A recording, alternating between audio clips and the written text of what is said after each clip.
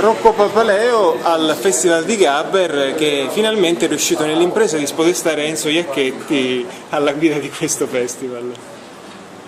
Beh, momento importante, finalmente una forza dal sud che riesce a vincere. Beh, non lo chiamerei vittoria.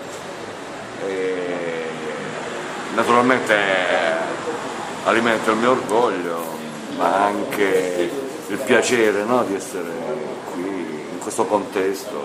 Parlavo prima con l'assessore alla cultura di Lucca. Questa sembra, diciamo che idealmente questa sia la porta magica, no? Sì. Entriamo qui dentro e diventiamo migliori. Senti, un duetto molto, molto carino, quello di questa sera, lo anticipiamo, è destra-sinistra. Hai detto in conferenza stampa di esserti accaparrato la destra, quindi attenzione, polemica politica. Beh, me la sono accaparrata per lavorare contro dall'interno, diciamo, di essere un infiltrato destabilizzante. Va bene, un saluto agli amici di Velvet Music. Un grandissimo saluto a tutti gli amici di Velvet Music. Ciao. Ciao velvettisti.